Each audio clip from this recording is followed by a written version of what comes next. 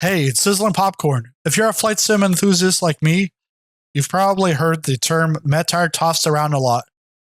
But what exactly is a METAR, and why is it so crucial for your flight sim experience? In this video, we're diving deep into the world of METARs to help you understand their importance, how to read them, and how they relate to other weather reports like TAFs and ATIS. Plus, I'll show you where to find METARs in Microsoft Flight Simulator and Navigraph Charts. Even if you're an experienced pilot, you might pick up on a few new abbreviations. Let's get started. So first things first, what is a METAR? A METAR is a routine aviation weather report that provides meteorological data about an airport or airfield. This data includes information like wind speed, visibility, temperature, and cloud cover. Everything you need to know about the current weather conditions at a specific location. A METAR report is issued at regular intervals, typically every hour, and it follows a standardized format so that pilots and controllers around the world can understand it, no matter where they are. It's the go-to resource for real-time weather data in aviation. Meteorology plays a critical role in aviation, and METAR reports are a vital tool for pilots. In the real world, METARs help pilots make informed decisions before, during, and after flights. For example, a METAR can alert a pilot to hazardous weather conditions like fog, thunderstorms, or severe winds at their destination or along their routes. By understanding the current weather, pilots can adjust their flight plans, choose alternate routes, or decide whether it's safe to take off or land. In essence, METARs are a key component in ensuring the safety of passengers, crew, and aircraft. Now, why is METAR so important in flight simulation? Well, accurate weather is key to a realistic flight sim experience. Whether you're flying a Cessna 172 or a Boeing 747, knowing the real-world weather conditions adds a layer of immersion and challenge to your flight. For instance, landing in thick fog or navigating through a storm can test your skills in ways that clear skies never will. METAR reports allow your flight sim to mirror real-world conditions, making your experience as authentic as possible. Reading a METAR might look intimidating at first, but once you know the basics, it's pretty straightforward. So let's break it down. So here's an example. The first piece is METAR. This indicates that it's a routine weather report for aviation.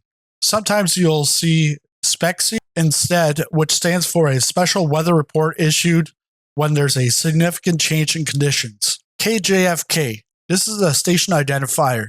Here it's John F. Kennedy International Airport in New York City. Then we have 12/16/51 Zulu. This is the date and time the report was issued. So on the 12th of the month, and then 1651 Zulu or UTC or GMT. You can argue in the comments which one it is, but they all mean the same thing. 180.05 KT. This is your wind direction and speed, 180 degrees at 5 knots. If you're seeing something like VRB 05 KT, this means the wind direction is variable. 10 SM is your visibility, 10 statute miles. In international METARs, this might be given in meters. Now we're getting into the clouds. Few 020, that means few clouds at 2,000 feet. And few, that's clouds covering 1/8 to 2/8 of the sky. If it's covering 3/8 to 4/8 of the sky, it's the next one, scattered 050. So scattered clouds at 5,000 feet. If it's covering 5/8 to 7/8 of the sky, that's broken clouds. And here you have BKN 100, that is broken clouds at 10,000 feet. Next, you'll have two numbers split with a slash, so 25/17. That is your temperature and dew point. So 25 degrees Celsius is the temperature, and 17 degrees Celsius is the dew point. If you see M before the number, like M05, it means minus, indicating below zero. The last number on the METAR is A3000. This is your altimeter setting. So 30.00 inches of mercury. In international reports, you might see Q1013 instead, which uses hectopascals. Now let's talk about some of the other abbreviations you might come across in a METAR. RA is rain. This is pretty common, but you might also see DZ for drizzle or SN for snow. TS is thunderstorm. Combine that with RA, you'd get TSRA, which is thunderstorms with rain. FG is fog, while BR stands for mist. SKC or CLR is clear skies.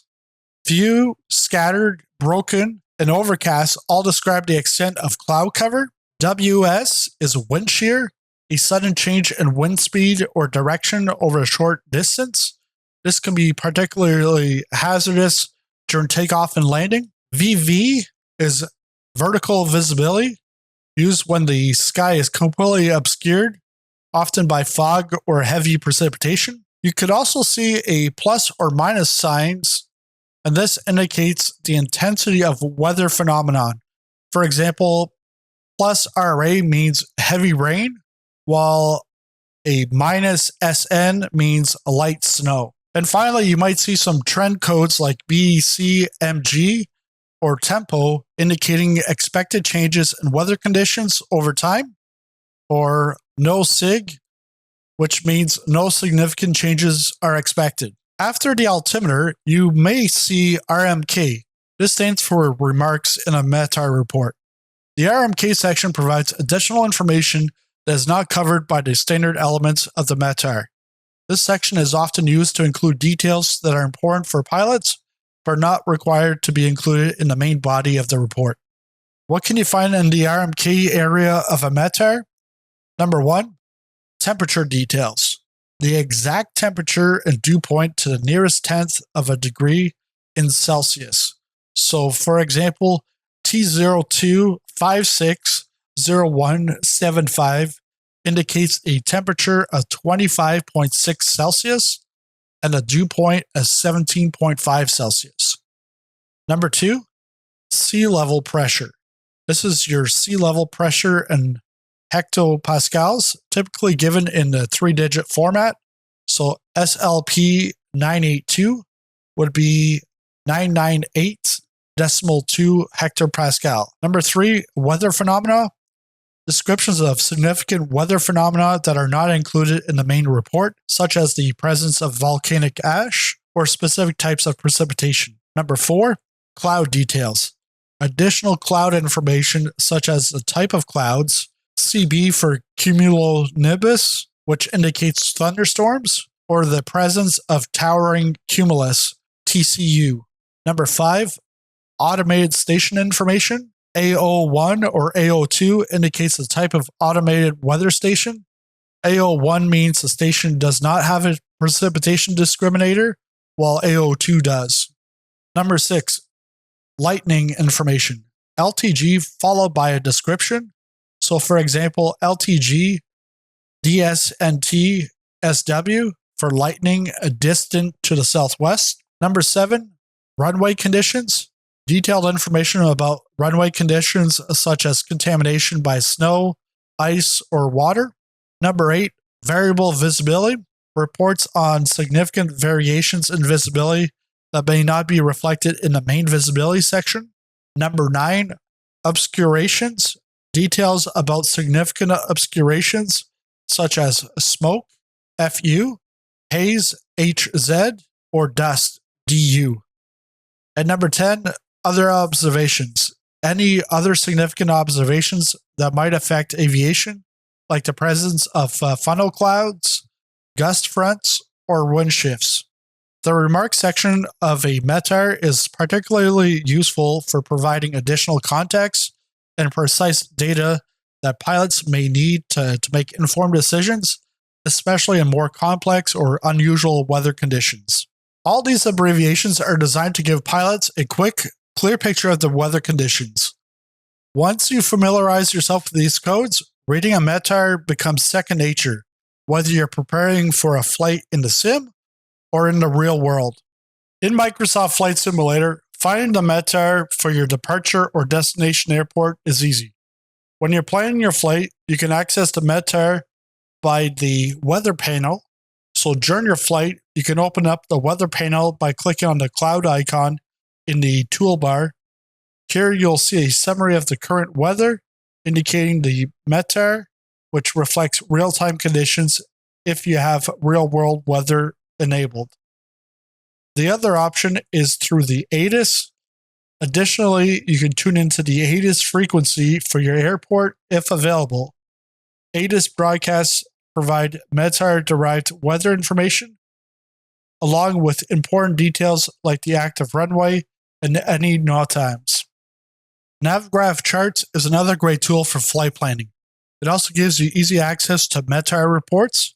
Here's how you can find it. Number 1, in the airport information. When you open up an airport chart in Navigraph Charts, you'll see an information panel on the left-hand side. The panel displays the METAR in real time along with other key details like tasks and naw times. The weather overlay, Navigraph Charts also allows you to overlay weather information on the map. You can see the METAR for different airports directly on the map, which is especially useful when planning longer routes with multiple waypoints. Both Microsoft Flight Simulator and Navigraph Charts make it simple to access METAR reports, ensuring that you have the most accurate weather information at your fingertips.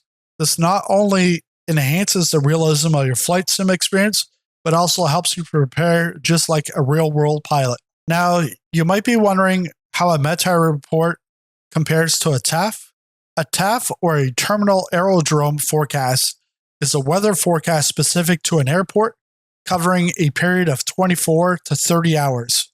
While METAR gives you the current conditions, a TAF tells you what to expect in the near future. In flight simming, TAFs are just as important as METARs for planning longer flights. By understanding both, you can anticipate weather changes along your routes and adjust your flight plan accordingly. Lastly, let's talk about ATIS, or Automatic Terminal Information Service. ATIS provides continuous broadcast information at airports, including current weather, which is essentially derived from the METAR. However, ATIS also includes additional details like runway in use and naw times, which is notices to airmen. In your flight sim, ATIS is what you'll listen to when you're approaching or departing an airport to get the latest weather and operational information. It complements the METAR and helps you make final adjustments before landing or takeoff. Understanding METARs and how they interact with TAFs and ATIS can really elevate your flight sim experience, making it more immersive and realistic. And for those of you interested in real-world aviation, knowing how to read a METAR is an essential skill that helps ensure safety in the skies. If you found this video helpful, don't forget to give it a thumbs up and subscribe to Sizzling Popcorn for more flight sim tips and tutorials. Fly safe, and I'll see you in this next one.